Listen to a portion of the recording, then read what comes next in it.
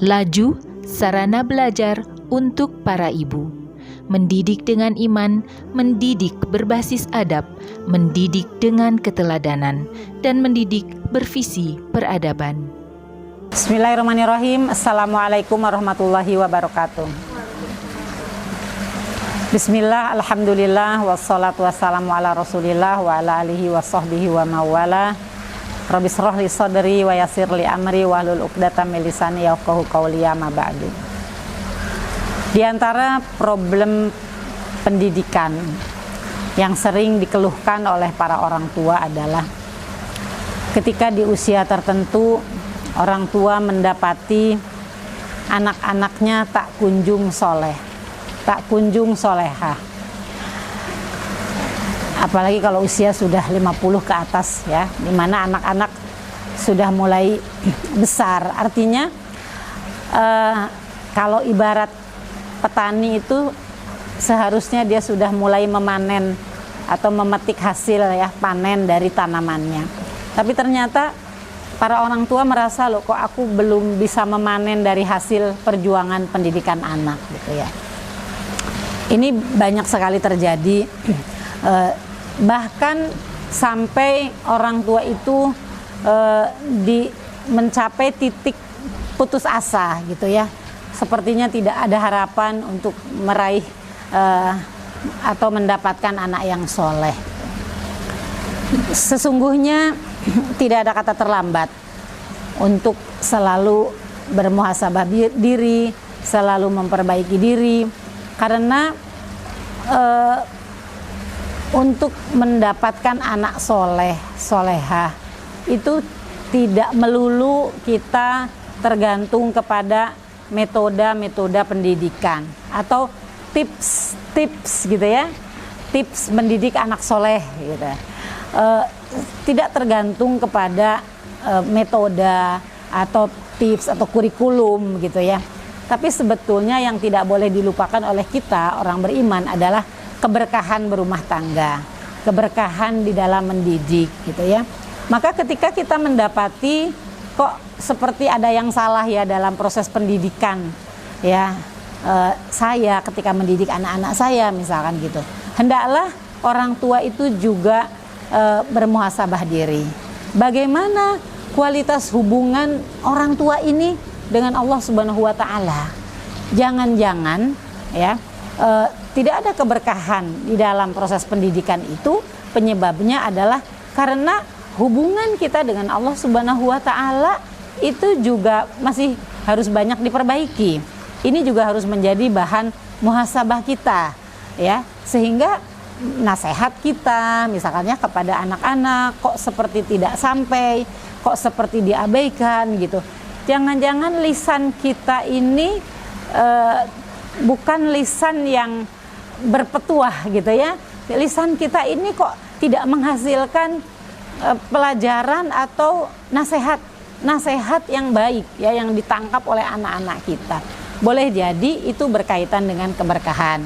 Tadi diantaranya adalah keberkahan yang kaitannya yang berkaitan dengan hubungan kita dengan Allah Subhanahu wa taala, atau juga mungkin hubungan kita dengan orang tua ya. Sudahkah kita ini juga menjadi anak yang soleh untuk orang tua kita?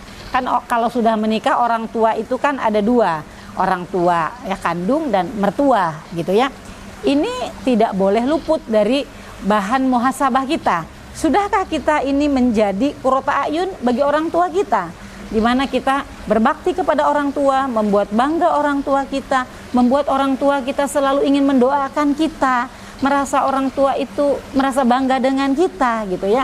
Dan juga yang tidak kalah pentingnya adalah hubungan kita dengan mertua gitu ya, terutama ini menantu mertua perempuan gitu ya.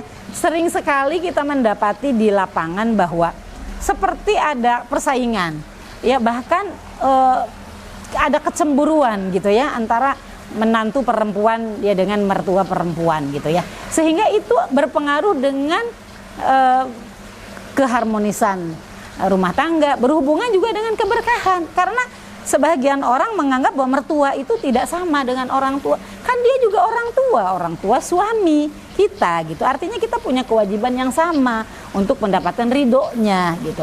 Kan sebetulnya ketika hubungan menantu perempuan ini ya dengan mertua perempuan itu harmonis, itu kan menjadi di samping tadi ya membuahkan keberkahan, itu juga menjadi pembelajaran yang penting khususnya untuk anak laki-laki kita gitu, bahwa dia melihat bahwa saya nanti mau mencari istri seperti ibu saya karena dia sangat menghormati nenek saya gitu ya, yaitu dia adalah ibu dari ayah saya gitu ya. Nah, begitupun ketika seorang istri memberi dukungan penuh kepada suami untuk mengabdi kepada ibunya, itu kan tidak perlu kita ketakutan bahwa kita akan kehilangan kasih sayang dari suami. Ini juga sebuah pembelajaran bagi anak laki-laki kita ketika ayahnya adalah orang yang bisa mencintai dua perempuan, yaitu istrinya dan ibunya. Ini kan pendidikan kepemimpinan, keteladanan bagi anak laki-laki kita, sehingga ketika nanti dia besar ya, dia punya memori bahwa saya harus menghormati ibu saya ya, sebagaimana ayah saya dulu menghormati dan menyayangi ibunya gitu. Jadi ini juga sebuah pembelajaran yang tentu akan berbuah keberkahan yang luar biasa gitu ya. Maka sebetulnya seorang istri itu tidak perlu merasa ketakutan ya, karena kewajiban anak, terutama anak laki-laki itu kan ya kita sudah tahu teorinya bahwa anak laki-laki itu menjadi milik ibunya gitu ya. Karena laki-laki itu kan selalu menjadi walinya perempuan. Perempuan itu hidupnya tidak bisa lepas dari laki-laki. Ketika dia gadis, ya dia berada di bawah kekuasaan dan perlindungan ayahnya.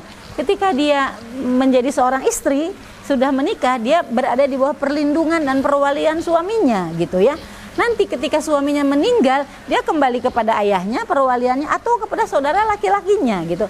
Itu kan kita tidak bisa terlepas dari itu gitu ya. Sehingga seorang perempuan itu juga harus seorang istri gitu ya. Tidak perlu sebetulnya kita merasa ketakutan akan ada saingan gitu ya. Apalagi yang dianggap saingan atau rival itu adalah mertua kita, yang notabene dia adalah ibu dari suami kita. Jangan lupa ya, ketika kita menjadi menantu, bahwa ketika suami kita menikahi kita, dia kan hasil perjuangan ibunya, ayahnya. Bagaimana ketika suami kita ini sedang berjuang dalam menempuh pendidikan, siapa yang mendoakannya? Siapa yang membiayainya? Siapa yang mengurusi segala sesuatunya? Itu kan ibunya. Kita sebagai seorang istri itu kan sudah terima bersih, ya kan?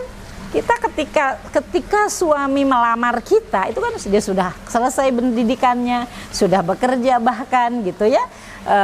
Nah, tiba-tiba seorang istri merasa bahwa dia menjadi miliknya gitu ya, melupakan jasa-jasa orang tuanya.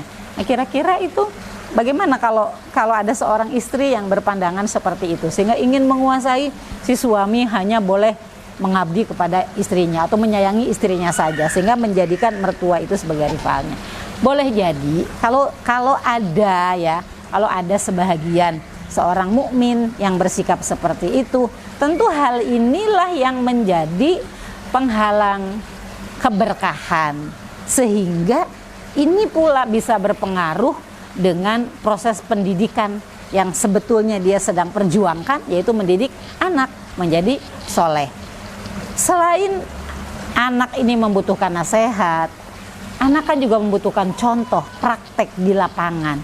Mengabdi kepada orang tua itu seperti apa, menghormati kepada orang tua itu seperti apa gitu ya. Nah, itu akan lebih mudah anak untuk menyerap nasihat atau untuk mempraktekkan tentang teori-teori pendidikan ketika dia melihat di depannya itu ada contoh yang nyata, bagaimana cara menghormati, bagaimana cara beradab, bagaimana sopan santun, bagaimana menyayangi, bagaimana berkomunikasi yang baik. Ketika di depan matanya ada contoh bagaimana hubungan ibunya dengan ayahnya, bagaimana juga hubungan ibunya dengan neneknya, atau ibunya ini dengan mertuanya gitu ya. Ketika semua terjadi dengan harmonis, selain itu akan mendatangkan ridho Allah Subhanahu wa taala, tentu akan membuahkan keberkahan, ya. Itu juga menjadi model, menjadi contoh untuk anak-anak kita, bagaimana sih sebetulnya konsep kebaikan itu, bagaimana membuahkan keberkahan itu gitu ya. Nah, sehingga lebih mudahlah tentunya untuk si anak untuk melaksanakan apa sih yang namanya birrul walidain itu. Ya, bagaimana kita bisa mewujudkan cita-cita orang tua untuk menjadi anak soleh gitu ya. Nah, ini sebetulnya muhasabah untuk kita semuanya. Ya, saya juga selain saya sebagai ibu, saya sebagai nenek, saya juga kan sebagai anak, saya juga sebagai menantu. Nah, ini juga yang harus menjadi bahan renungan dan bahan muhasabah bagi kita semuanya. Jika kita mendapati mengapa anak kita sampai hari ini belum kita dapati, kok anak saya tak kunjung soleh, tak kunjung soleha, kok anak saya sepertinya belum berbakti kepada saya sebagai ibunya. Nah, maka mari kita kembali untuk bermuhasabah diri, mengevaluasi diri kita. Kita melihat atau bercermin dulu kita ini. Sudahkah kita menjadi anak yang soleh? Sudahkah kita menjadi qurratul ain ya bagi orang tua kita? Sudahkah kita menjadi anak yang soleh? Sudahkah kita menjadi menantu yang soleh? Nah, inilah yang mudah-mudahan menjadi pelajaran bagi kita semuanya. Karena proses pendidikan itu sebetulnya membutuhkan variabel yang banyak sekali. Bukan hanya metode ya, bukan hanya tips, bukan hanya kita berguru kepada siapa, tapi kita juga harus menjadi model, harus menjadi contoh, memberikan keteladanan kepada anak-anak kita. Demikianlah, mudah-mudahan bermanfaat. Aku qouli hadza wa astaghfirullah li wa lakum. Assalamualaikum warahmatullahi wabarakatuh.